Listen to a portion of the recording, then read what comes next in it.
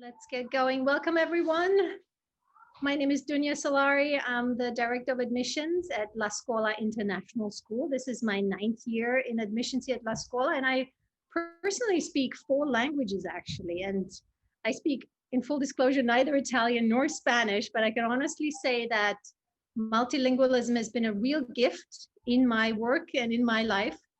And at La Scuola, we have a warm and inclusive community that values a multitude of languages and voices. So I'm very happy that we can stage this spotlight today. I will let our team introduce themselves in a minute. And I just want to let you know we are recording this session so that parents who can't be here today can listen to it at a later time. So welcome, everyone. Next one on my screen, I see Sally. Hi, welcome to everyone. My name is Sally Meehan Peterson. I'm the Director of Teaching and Learning at La Scuola. This is my 8th year at La Scuola, all through every year of the elementary school that we've developed, which has been a real honor to be a part of the IB growth and development. And myself, I speak Italian and English, of course, and my springboard into Italian was 5 years of Latin. So again, me too adore this multilingual environment. So nice to see everyone. Thank you. Doug, I see you next on my screen. Hi, I'm Doug Lowney. I'm the middle school director and director of upper elementary. I'm looking forward to Paola's presentation. Great, Paola, that's Paula next. No pressure, thanks, Doug. So yeah, I am Paula, I am the Spanish teacher. I'm very excited. I am the newbie and I come with a lot of energy and a strong curriculum that I'm about to explain to you guys, and I'm very excited about it. Great, and then we have Paola.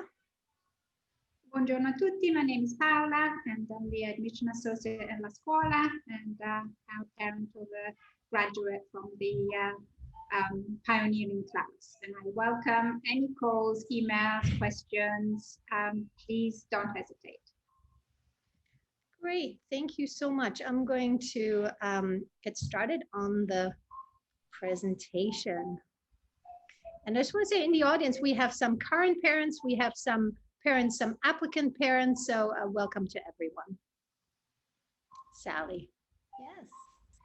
So as way of introduction to Paula, as she speaks about our Spanish program, I do want to share that as we explained in greater detail in the Spotlight event on language immersion, which of course we do have a recording for, so we invite everyone to jump into that as well. There are significant social and emotional and cognitive benefits to learning and growing up in a multilingual setting. And this is something we see day in and day out at La Scuola across the grades. This exercise of perspective taking and through that growing empathy. Also this idea of we're thinking in different languages and we're thinking of our audience and who we're speaking to and what concepts we're talking about, as well as the real other priority of international mindedness. We're a multilingual school, we're a multicultural school. And as we learn about our third language, this is very present each day.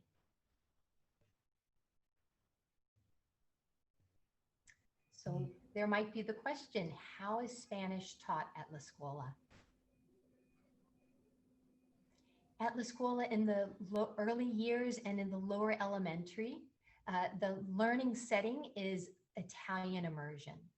And so in kindergarten, first and second, you'll find primarily our children are learning in Italian and through Italian, 80–70%.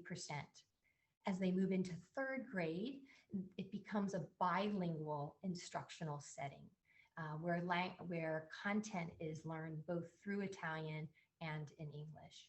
In those earlier years, the English instruction is very targeted around phonics and sight words. In fourth grade, we'll see an introduction to Spanish. And in non-COVID times, this year we did not introduce Spanish in fourth grade. It's introduced in fifth grade, but our commitment is to introducing Spanish in fourth grade. So students are with their homeroom teacher. Again, elementary, kindergarten through fifth is in a homeroom setting with specialists. So the homeroom teacher will be teaching in both Italian and English if it's a teaching team. And then we introduce Spanish as a third language, and it's focused on this language acquisition communication skills. Okay, great. Paola, Yeah. tell us a bit about fifth grade. Right, so fifth grade, I started with the amazing team that is Jake and Carmen teaching fifth grade, and I'm collaborating with them. So with fifth grade, we basically have the joint inquiry. So whatever they're learning on the homeroom, I water it down a little bit, and so we are talking and learning about a related topic. At the moment, obviously, COVID times as well, there is a lot of electronic resources. It's a really fun lesson. It's 2 periods a week.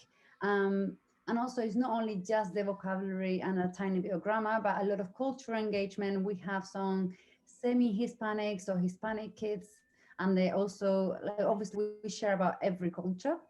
Also, we touch a lot about different Hispanic cultures, not just Spanish from Spain. And obviously I'm also the NYP teacher, so it's a great bridge and preparation to what's coming in the NYP, whether they end up doing language 3 or language 2 Spanish.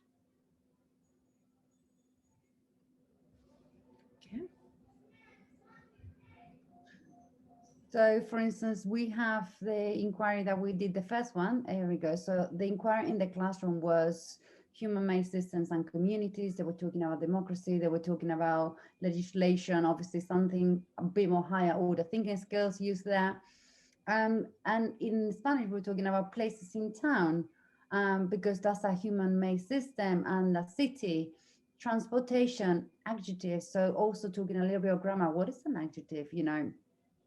Jobs, and the kids, the focus is on communicating simple statements, and it was very successful.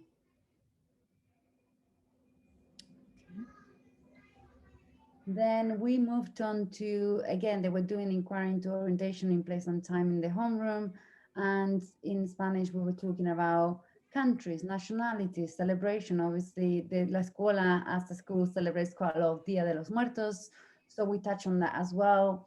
Their assessment on this unit was a flip grid, where they did not need to talk about Dia de los Muertos because we did that already. They talked about comparison of a cultural festivity in their own culture and sharing and comparing with Dia de los Muertos. So it was, again, very good. The 2 hours is not a lot of time, but the kids are fully engaged in front of the computers during COVID times. We do vocabulary revision through Quizlets. So all these 4 links, so all those 4 highlighted things are links for different Quizlet, which is vocabulary lists, but they can play with it. They learn, they do spelling. It's very great. And Dia de los Muertos, which are very fun units. And now we just started this, so they're gonna start inquiring into the ways which they discover and express ideas. So to have some continuation to the previous unit, we're still talking about countries and flags, but now we are introducing colors and numbers. And then we're going to be talking about artists and different countries. Frida Kahlo is obviously going to be included, and different fonts and ways of expressing themselves. So it's a very nice link. This is where we're up to date at the moment with fifth grade. It's a very enjoyable lesson. And the kids are very much engaged with the laptops, and I have a range of electronic resources with different games, Kahoots, quizzes, Wisami. They can explain, I can explain later what all of those are, but yeah, it's very good fun. And the fact that it relates to the homeroom is a very good connection for them. Right, so language in 6th grade. We got 6th and 7th grade at the moment together, and we're doing language acquisition and language and literature. So they are together, but it's a very small setting. La Scuola is a very small community. So it's very good because they support each other. For language acquisition, the kids they have 4 criteria, which is the old-fashioned. It changed that this year to the old-fashioned listening, reading, speaking, and writing. So obviously we're working on building that vocabulary, structures, understanding, comprehension, in the inquiry-based setting. So today we were doing a correlation of words relating to the environment, but when they didn't understand what a word meant, I was like, okay, so you go a minute, find out, tell me, and you explain it back to me. So it's still on the NYP inquiry-based, student-centered style of teaching. And how does language and literature benefit? So there are some students that they are more fluent, but they might speak the language at home, but they don't have the grammatical base that they require to properly write and express themselves. So they benefit from one another. So they do some revision on the grammar and the sentence structure and how to improve spelling, for instance. But then some days a week we divide. There is a completely differentiated task. It's still based on the same inquiry line, but language acquisition will probably focus on one of the skills. They will have maybe some listenings to be doing, and the other ones will be analyzing words and quick revision of what is an adverb, how can we recognize that, what is an agreement, what type of words do we have that is a regular, irregular word, you know, all those things that we can see analyzing a word level. So in here, this is just like how I started the year and like planning backwards to make sure that everything is outlined. So they're all the NYP units. So the NYPs become a bit more prescribed now. So we have the 5 topics, again, very similar to the PYP. Everything has kind of like a continuing progress. So I highlighted what subtopics I will be working on these years. So even when they learn as language, 3rd language, we still are an IB school. They teach the NYPSL, touching on IB learner attributes, you know, being knowledgeable, open-minded, caring. But obviously with the language, because it's less contact time over the whole year, we only touch on 2 topics, subtopics, and then the other ones have 4. So again, as I said, the language and literature will link onto these units, but they will be working on through their own criteria, which I think I'm going to touch on later. Leaving something, as we can see here, for grades 9 and 10, which is part of the NYP, even though they're in high school. They don't change until they reach grade 11 onto the diploma program. So again, grade 7, quite quick, similar to what they're doing at the moment. So we are introducing soon text analysis, which is what is more the focus on grade 8. We're doing analyzing at word level at the moment, separating syllables, which when they get to grade 9, probably in high school, they will be very handy when they're starting analyzing poetry and more text, more in depth. Grade 8, again, a little bit, not more challenging, but different. It's more like, again, this is now the bridge towards high school. So again, with language acquisition, we still got the 4 skills. And with language and literature, we have gone deeper. We are doing now text types. We saw them as a range, or all of them. And now we're exploring one by one. We're not going in poetry because that's something that they explore more in grade 9. But for instance, we have touched a little bit on something that they will going deeper into grade 9, which is cohesion. Is a text cohesive? Is it adequate for the audience? All those things that are very, again, very inquiry based. They need to really think. It's not me spoon feeding them what they need to learn for language and literature, but they need to really explore and read and formulate their own questions. Differentiation, as I mentioned before. So there is, with grade 8, there is Monday, even on Google Classroom, they have lunes de lengua y literatura, and then language be grammar day, grammar structure, whatever we're on at the moment. So there is shared inquiry, but then there will be completely differentiated tasks, differentiated assessments. So obviously the assessments go for language A and language B. they might share a same text, but obviously each class will have the questions relating to the 4 criteria. So obviously if there is a reading, which I think we have the example later, the language acquisition will have comprehension questions and making sure they understand and they can make connections. But language and literature will be analyzing the text and telling me whether there is a cohesive text and who is the audience of this text and who is the, what type of text is this. So yeah, so the criteria for the criteria for language and literature is analyzing, organizing ideas, producing text, using language and vocabulary. So for instance, organizing ideas is something that is very specific for language and literature, but it's also part of the criteria for speaking and writing in language acquisition. So there is plenty of connections that they can work on together. But obviously when you are a language and literature student and potentially you're aiming to get a bilingual diploma when you get to grade 11, this base, it was going to be very helpful to not necessarily push you towards a bilingual diploma, but to have the choice to be a candidate to do that in the future.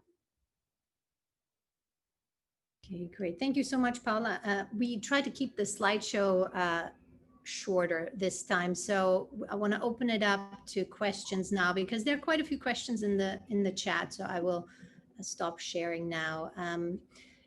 Let's see if we try to go in line. So it's are there plans to expand to more languages?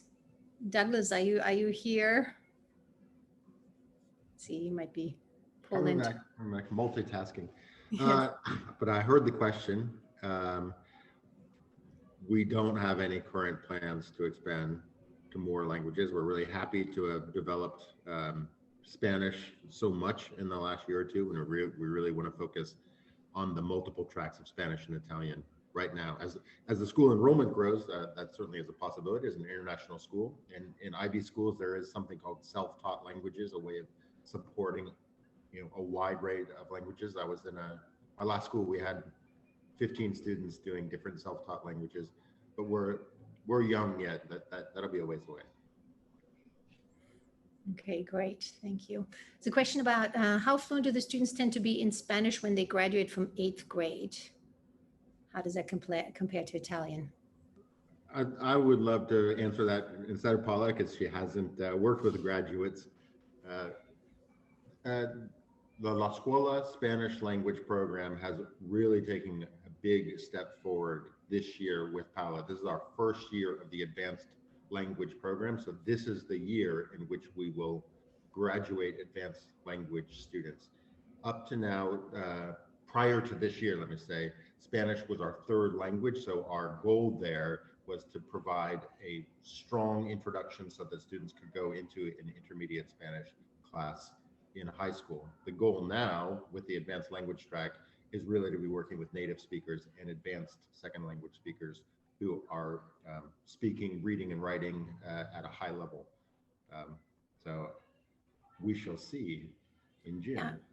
Actually, I checked in with 2 of our parents, and one student is at international, and they only have 1 level of Spanish, and she is in fact the TA for the teacher in Spanish.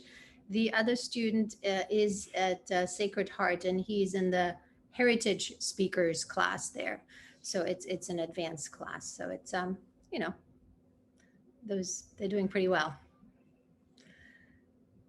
Okay, another question. Do you recommend that younger children pursue Spanish readiness outside of school to advance in 4th grade? Sorry, can you repeat the question? Do you feel there is a need for parents to engage a tutor or outside resources to supplement the Spanish for the ones in the upper elementary years for the students? I'm a teacher that I'm never gonna say no to additional support. I mean, I remember when I was educated and the teachers were like, do you have a tutor? Like, I don't know, you're saying you're not good enough. No, if you wanna give your kid extra support, it's obviously always gonna be helpful. Is it required? Probably not. I mean, in 4th grade and 5th grade, what we're doing is we're building up to the middle years program. And even in the middle years program, we are building on the base that they're gonna carry on climbing. I don't think the extra support is needed. I mean, there are some lucky ones, of course. They have a parent, a nanny, a cousin, a grandma that speaks the language, and that's fantastic. One of the kids wrote me a comment saying, Miss, can I have an extra day because I'm going to do the homework with my granny? And he's like, well, of course. Obviously, extra support is always welcome. I wouldn't say required, but again, always welcome. Like when they go abroad for the summer, when COVID is over, absolutely. Do you have to send your kid to Spain? Well, no, but it would always benefit his immersion in the language. Great, thank you. There was a question, I know you addressed this in the presentation, Paula, but you know, the different levels of Spanish for students who come from a Spanish immersion school, have done Spanish for 6 years within that immersion environment, you know, how do they place into the 6th grade and what do they do? The kids that have come from the Spanish immersion school, I was expecting more fluency, and on grade A, we are touching on, like they would normally express themselves in the present tense. They are now learning, the majority of them, the past tense. So we still, and then this revision of grammar is super good for the semi-native ones, because they make plenty of mistakes when they are sort of like writing an academic text. But the level of fluency will depend on each kid. Some of them have been in the Spanish immersion for years. Again, it depends on the background. Do they need to be super fluent to be in the advanced class? I would say an intermediate level would be, to be able to have that sort of cohort of students mixing and learning from one another. It shouldn't be a total beginner, but I would say at least 2 years of the language acquisition would be advantageous. Can I just say, because I think Paola's maybe not going to toot her own horn here, that Paola Rosado is doing an amazing job of working with a pretty wide range of abilities in the advanced Spanish track. And as we are a young program, we have had a wider sort of entry gate, you can say, that even students who have been multiple years in immersion programs are still developing some language. And Paola is really able to address the needs of students who are using Spanish at home, as well as students who are in that intermediate range, doing very well in an immersion program, but not using it at home, and other students who are really still in that kind of receptive language mode and hesitant on the production. But for sure, that track is not meant for students with no prior formal language experience, unless they're a mother tongue speaker at home. So there's a range there, but it really is looking at intermediate to advanced. Paula's going to talk about. Although, if your kid is speaking in Spanish, we do offer, I love my language, my 3rd language class, Spanish. So they do take Italian, which I think we offer for beginners, and they would take beginner Spanish as well. And the beginner class Spanish is fun. Again, it's based on communication, obviously a little bit of grammar, because again, Italian, Spanish, they are very full on grammar, but we are just touching a little bit on like present tense, express opinions, and focus on communication. So if your kid is a total beginner, we have a Spanish 3rd language who will be based for total beginners, which I am currently developing the same curriculum. Everybody's doing the same 3rd language Spanish at the moment, saying 6, 7, and 8, obviously differentiated for cognitive levels. But next year, the new curriculum will be for 7th graders and 8th graders. So touching on new content, but still based on you are a beginner, and you're going to learn new vocabulary, simple grammar, you're going to be able to communicate. So if you get a total beginner, they will still enjoy at least 2, well, I don't know post-COVID how the schedule will go, but at least 2 periods where you're going to be learning some basic Spanish and building up that confidence. Great, thank you. And I think Sally already answered in the chat. Yes, in 6th grade, students pick either advanced Spanish or advanced Italian, and then they get a small portion of the 3rd language. Okay. So there's a question about the type of Spanish taught at La Scuola. Is it Castilian? Is it Mexican Spanish or another? Right, that's a good question. I am Spanish from Spain, so the majority of the jargon that I would use is Spanish, but we are teaching, I am an IB examiner. the things that happen on grade 11, I mean, it looks very far away, grade 11, but it's international Spanish. So they would come with jargon from Argentina, Mexico. So we are an international, so I am open to every expression. When I am an examiner to the test, I do it with the dictionary open. So if I see a word that I don't recognize, it doesn't mean that it's wrong. It's obviously valid.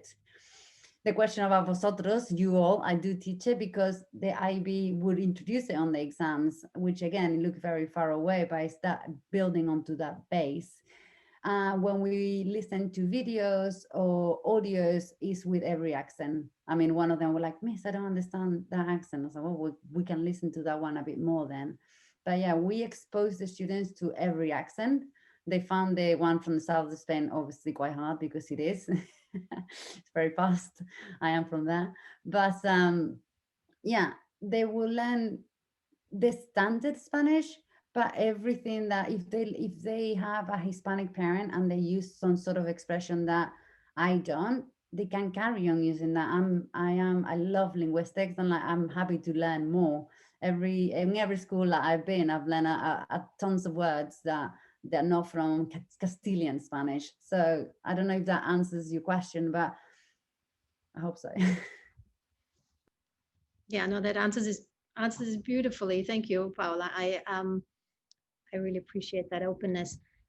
So there's a question about the children who are at La Scuola transitioning from 5th to 6th grade. Are they ready for the advanced Spanish? I would say it really depends, but I'll let somebody else elaborate. Right, so it will depend. Obviously, the good thing about me teaching 5th grade this year is that I will be able, I mean, when I started this year, I remember asking Doug, because they had some other activities planned for the first week, which they were very exciting. And I was a bit the boring teacher going, I'm sorry, but I have to do placement tests because I don't know what I'm bringing in, like what I've been thrown at. So I have incredible placement test prepared that, test the kids in all skills, because we want to give them an appropriate challenge, which is one of the IB amazing things that I repeat because it's such a good sentence. An appropriate challenge means that obviously they need to be learning and improving, but I'm not gonna throw you into advanced Spanish when you are struggling in intermediate. Maybe you go to the third language Spanish where you are with your beginners, and I will challenge you there because I will know that you are above and beyond the basic beginners. The same that we're doing with fifth grade at the moment. So there are a couple of them that are a bit more advanced, but I tested the waters. I put them on a separate breakout room, and I went with full-on Hispanic, and they were like, no. And I was like, okay, fine. So I'm challenging them more, but we're still all together. It needs to be an appropriate challenge. So the transition from 5th to 6th, the good thing at the moment, I am the teacher and I'm collecting a lot of data, and it will be a data-based decision. I guess I would also like to say, if I understood the question, that our preschool through grade 5 is an Italian immersion school on the Montreal model. So in 4th and 5th grade, the instruction is 50% English and 50% Italian. And so our graduates of the primary years at La Scuola are best fit candidates for the advanced Italian track. It is the case that we have students in our primary years who are Spanish speakers at home, and they may choose at that time to move to the Spanish language track, as one of our students did, moving from 6th to 7th grade, moved from Italian to Spanish because they had Spanish at home and really wanted to focus on that as soon as that opportunity became available at La Scuola.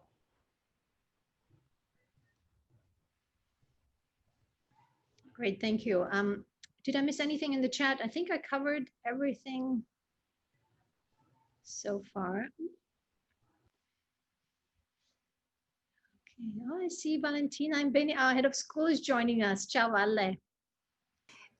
Ciao, hello everyone. Apologize for not being here from the beginning. I think this is the first meeting I missed, and I am sure it was very informative and as inspiring as the other ones. We really appreciate your presence here. And thank you, Paola, for being here from a distance. Thanks, Vale. Okay, so here's another question. when you actually teach Spanish, do you only speak Spanish to them, or do you speak in English as well? English or Italian also? Not Italian. It will be Spanish and English. Again, we're talking about a mixed group of semi-natives and natives. And as much as the instructional language will carry on developing into Spanish at the beginning of the year, what we want is them to speak Spanish. So I will try for them to communicate in Spanish as much as possible. That sometimes instructions will making sure that we understand the task quickly, so we can move on to you producing in Spanish rather than me repeating the task 3 times in Spanish and you not understanding what you're doing. So is that progress that at the end of the year, the majority of the instruction and me speaking will also be in Spanish, but there is that progression to from English, no Italian, into Spanish. Although sometimes the task will be like for them to add, like if there is a vocabulary list, I don't mind if they do a vocabulary list Spanish to Italian if that's easier for them. I just want to make sure that they understand the differences and spelling maybe with their own mother tongue. So, yeah. Okay, great. Okay, maybe somebody can explain just how that works with the advanced and the third language, the advanced track and the third language. To that question that came in the chat. Yes. Yeah, so I'm happy to start it. And then of course, Doug and Paola, if you want to join in. So a student can take both advanced Spanish as well as an introduction to Italian. In the prior conversation, I think the emphasis is that a student at this point in time, a student won't take both advanced Spanish language and literature and advanced Italian language and literature. So just to back up a little bit, when we refer to our advanced language program, it's language and literature. So a student is learning through literature, about literature in that language. So we are looking at, we want to encourage an introduction of Spanish if a student is already advanced in Italian and taking that Lang and Lit.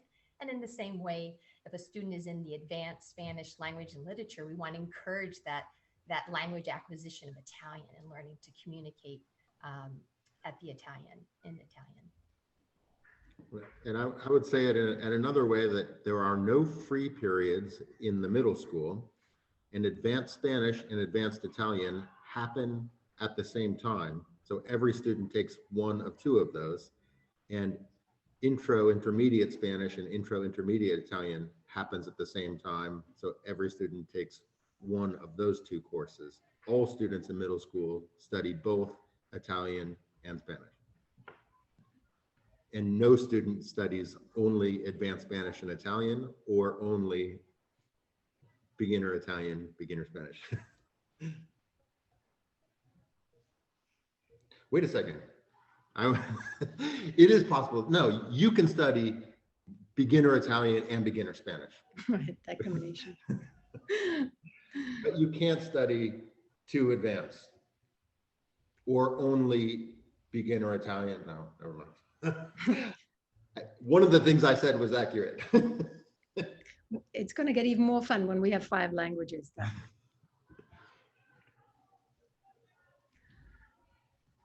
Okay, great. I want to say it again. We have our language 2 track meets 5 times a week. And in that track, you can do advanced Italian, beginner intermediate Italian, or advanced Spanish. Our language 3 track currently meets 1 time a week. We'd really like to bring that to 2 times at a minimum. And you can do beginner Italian or beginner Spanish there.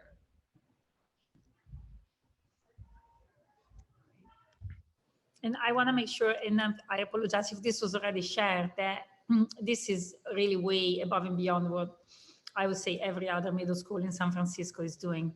I mean, I think the focus on foreign language, I think, is something that's lacking in so many schools, both elementary and middle schools in the city, which is surprising, especially given how multicultural and multi-languages our city has been. So I think this is something that I think is very important to us, and so important for the students and the citizens of tomorrow.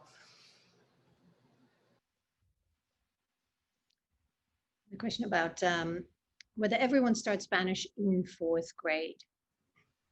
Yes, and it is our it's one class, and I mentioned in the chat, you know, our as Paola spoke about, the differentiation really matters. So we want to meet the student where they are, and if there is an exception to the case of a student, you know, is far beyond that introduction, then that's a conversation we can work on and find creative solutions. But again, that differentiation, especially at that launch, at that first year, really also matters. I just thought I'd take a quick minute to also speak to the point and priority with IB is the recognition of home languages. So at La Scuola, we have at least 30 languages spoken in the home. And so that's represented in our school libraries. And when we can, and we have in the past for the past 2 years prior to this year, we've had clubs. So we have a small community that they speak Portuguese at home. And one of our teachers speaks Portuguese as well as Italian and English and other languages. So we developed a weekly encounter with the children to continue that home language, which was very exciting. And it's an initiative we'd like to expand as well. So again, that's not necessarily part of our curriculum as our third language or language program, but it is a very valuable aspect to honor that. Great. Another clarification question is about how many periods of Spanish for somebody in the advanced Italian track from 4th through 8th grade. So how much Spanish? Sorry, is that in 4th grade? Starting in 4th grade and through 8th grade, how many periods of Spanish for somebody in the advanced track does not start in 4th grade. no somebody who's in the immersion program, elementary school, then transitions to the advanced Italian track. You know, on that trajectory, how much Spanish in each year? I think that's back to that slide 4 might be a helpful visual where it's 2 periods per week in 4th and 5th grade. And currently it's 1 period per week, but I think as Doug spoke to it, we're hoping to move it up to 2. Well, if they go from 4th grade and they want to carry on with Italian more advanced, they would move on to Spanish 3rd language. But as we said before, that 3rd language, they won't be told to beginners. And if they are fluent in Italian, well, not, you know, in the advanced class in Italian, they're probably very good at Spanish too. Normally, that's the rule of thumb. So it will be a differentiated lesson with them having more vocabulary thrown at them or more expressions, more fun, let's say. So that would be, they will carry on with Spanish 3rd language, but maybe when they get to high school, those students might have the possibility, if they carry on with the NYP, to start on a phase 2 or 3, which the NYP goes through phases. So every international school should be able to offer several phases per grade level. So when they get to grade 9, they might choose to carry on pursuing Spanish, or maybe they would actually open more doors because the school that they really want to go to, the second language they offer is Spanish, and of course they will be able to carry on because they have 5, even though they have 5 years under the belt, it's probably more accurate about 2.5 full academic years, as the contact time is less, and they would move on to a phase 2, phase 3. So if they wanted to carry on with Spanish, and that will be an additional advantage that they will have by having done the Spanish 3rd language since 4th grade. Great, thank you. Doug, I think that last question might be for you. How are you making room for such a robust and great language program in the NYP? That's a great question. I don't know how we do it. One thing we do is we have a combined humanities program. So our language and literature, our English course, and our social studies in NYP called Individuals and Society is taught together as a humanities course. And that meets for a total of 6 periods a week. And so that may be less time than other schools are giving at the middle school level to those 2 subjects taught separately. It certainly is, because if we were teaching them separately, we wouldn't be teaching only 3 periods a week of those 2 subjects. But we consider the study of languages other than English to be part of the humanities enterprise. And so we think we're doing 6 period of English language studies, including social studies, and another 5 period of language studies. And really the language studies in Italian and Spanish has a deep humanities flavor to us, not just the study of the technique of the language, of focus on language, is also using the language to study the cultures and history, just as we're doing in English. There's a question around, does all this wonderful learning lead to more homework than in other schools? I don't think we can talk about other schools, but we can talk about our homework policy. I don't think it does. I don't think that we are a homework heavy school, and it really depends on the learner and how much time the learner spends on the homework. But as a guide, we are looking at about 10 minutes per grade level. So we'd like 6th graders to do about an hour of study a day independently, and 8th graders to do about 80 minutes a day. And of course, when there are big projects, sometimes that's more than that. And there are nights when there is less than that. And Doug, I just wanted to add to that. Obviously, if you are in 8th grade and you're also preparing for the high school application, if your child is taking an SSAT test, those things are obviously going to be on top. I mean, they're not part of our homework assignment. And so if you wish to prepare your child, I mean, I know that's controversial to say prepare them for the test, but that's what many parents choose to do. Our curriculum is not, I mean, they will do well in the SSAT, but we don't intentionally teach the test. That's just one piece of your high school application. And I think for some families, as you build up to the date, some will actually do extra work, specifically on SSAT. To add to that, we have a great focus on languages. You don't cram languages. You can't learn a language by studying 5 hours in a row. I always encourage my students in primary will be like 5-10 minutes. I have lots of like games, songs, resources, like expose yourself to the language 10 minutes a day, but not 10 minutes old-fashioned open book, open notebook, pen and writing, but just watch the YouTube in Spanish, you know. I can send you loads of links. There is vocabulary that is interactive, and there is games. So it would be more like little and often, practice every day, every other day. So it's not, I always say, don't take time from family time, take the time from Instagram, you know, just dedicate 5 minutes to do some revision, but do it every day. So by the time that the exam comes, you're not going to be sleepless, because you know, you're not going to be able to pass if you didn't do this, and you're not going to be able to cram in 5 hours. It's just what we work, for instance, on organization. Like I'm the grade 6 advisor, and we are so hot on organization from the beginning of the year. If you get organized from the beginning and you know what you're doing, you're going to be swimming, you're going to be fine. But it's that thing of, you know, again, appropriate challenge, right? So we don't want them to be like drowning on homework, but we want them to get into good routines of, with languages, for sure, doing little and often. Wonderful. Thank you so much, Paola, and everybody. I want to be mindful of your time. It's 1:15. If you have to go, thank you very much for joining us today. We're still here for a couple of questions. If anybody has any burning questions, let me know.